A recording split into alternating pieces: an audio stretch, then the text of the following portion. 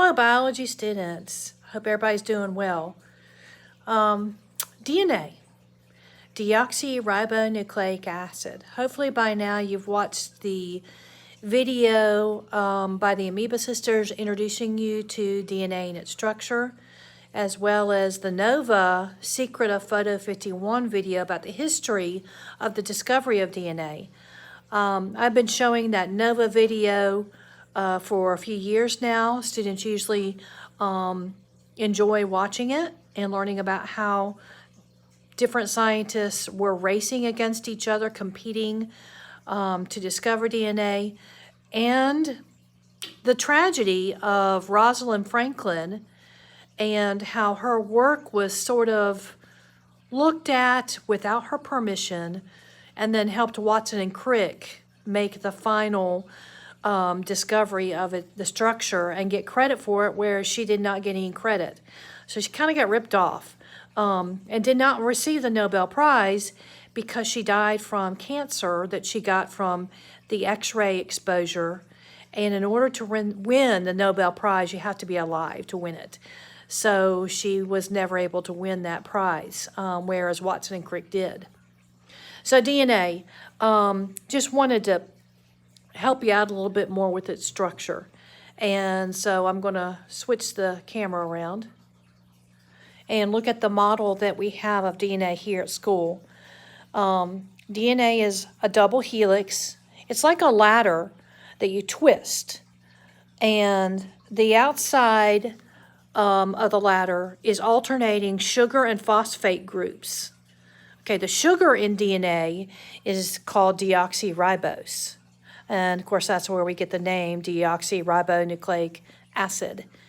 On the inside of like the rungs of a ladder, if you were walking on a ladder, the inside are 4 different bases that are called nucleotides.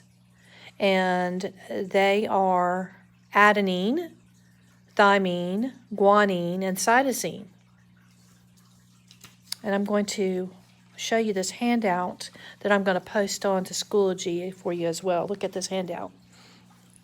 So here we have the structure of DNA, like the twisted ladder. On this handout, the P represents a phosphate group. D is representing the sugar, deoxyribose. And G represents the base called guanine.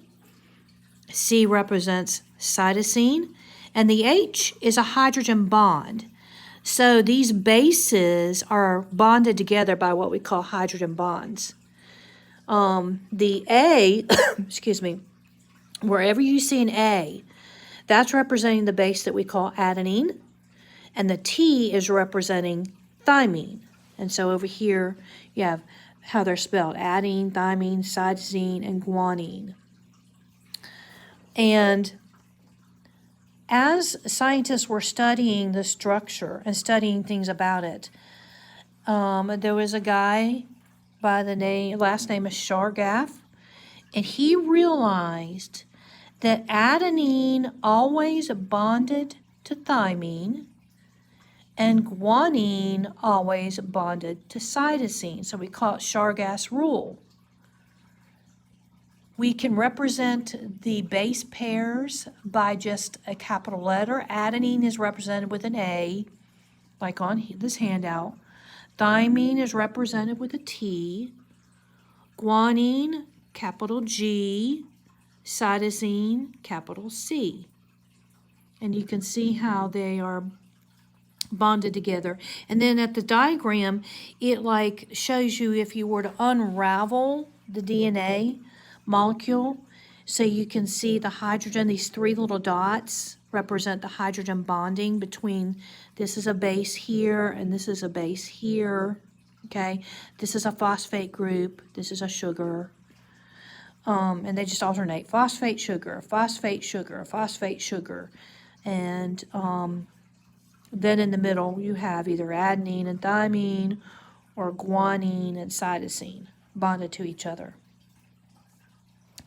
Every year I have students color this handout, and I wrote down what colors they could use. For the sugar, the deoxyribose, everything that's labeled as a D, every other one. When you get down and they stop labeling them, I just tell students, just do every other one as a deoxyribose and color those brown.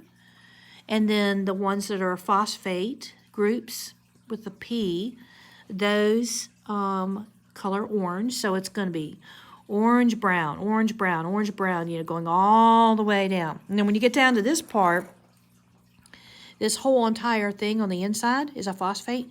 So you would color that whole thing in with the orange. And then this whole one right here on the inside is the sugar, D. And so you color all the inside of here brown. And so I get questions about how to color that sometimes when they get down to this part. The hydrogen bonds, 3 little dots. I just have students color those black. The adenines, wherever you see adenine, here and here. And then when you come down here, here, A, adenine, all this on the inside, all of that is to be colored red. Thymine is blue, and so wherever you see a T for thymine, okay, color that blue. And then, of course, again, when you get over here, all of this on the inside, color it blue on the inside. Cytosine, they're yellow, guanine, green. I think you get the idea now. Okay, and so I'm going to upload this to Schoology as well, this handout, for you to color, to help you. Believe it or not, as you're coloring it, you're learning the structure. It's helping it to, form in your brain what the structure of DNA is. And that would be like a classwork grade. I include this. This is a lab that we did every year, and of course I can't do it with you. I will upload this to Schoology, and hopefully you can try this at home. You can extract DNA from a fruit like strawberry and go through the instructions that I have here. Works pretty well. Gets kind of messy. Students have also used bananas. Some years I use strawberries in class, some years bananas. You can try different fruits. Kiwi usually works pretty well. I tell you, blueberries do not work well. Fruits that have seeds in them, like the strawberry, probably a blueberry, a blackberry might work pretty well. But for whatever reason, blueberries I've tried before, and they don't work as well. But DNA, when you extract it from a fruit, which is a plant, every living thing, remember, has DNA in it. Everything, plants, animals, one-celled organisms. And the DNA, of course, is a molecule inside the nucleus of cells of mammals. But DNA is tiny. It's microscopic. But when you extract a lot of it, like from the strawberries, you're going to be able to see this clear, goopy, blobby looking, kind of like a liquid, but it's not really liquidy. And it's it kind of looks like snot. I'm going to be honest with you, it looks like snot. That's what a bunch of DNA out of a bunch of cells, even if it's a strawberry, it's not very big, but it's still the cells are microscopic, so it's got a lot of cells in a strawberry. And so you got a lot of DNA out of those cells. And all of it together looks like snot. And so you might want to try that at home. It's fun to try, but be forewarned, it does get a little messy. Like I said in my introductory video, I hope you watched already. Some of this chapter, we're probably not going to do all parts of it because it's a little difficult to cover over the internet. But I did want you to learn about DNA, and I did want you to learn about its structure. And DNA's job is to make proteins. And that's its main job, making proteins for your cells, for your body. And DNA is unique to you. Yes, we're all different, and most of our DNA is similar, but we just have a very, very, very small percentage of it that differs from one person to the next that we inherited from our parents and our genes. And you and I and everybody else that's different from you has a little bit different code of how to make certain proteins that makes your hair different, your eye color different, your height, your skin color. All of that is coded for in proteins that's made from your DNA. And so that's why it's the molecule of inheritance. Anyway, I hope that helps, and be looking for the handout that you have to color. And once you color it, take a picture and just email it to me. Oh, and of course, make sure you use, again, your school email address so I can find it easier.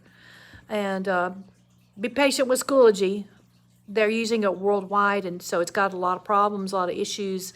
A lot of websites do right now because so many people are using them around the world to teach. And sometimes you got to try it multiple times to get it to work, and I apologize. And when I am aware that there's a major problem that's on a particular day, then I will try to, email the assignment to you. It's a more tedious way for me to do it, entering in all those email addresses and what have you, but we'll keep plugging away at it. Y'all take care of yourselves. I miss you. Bye.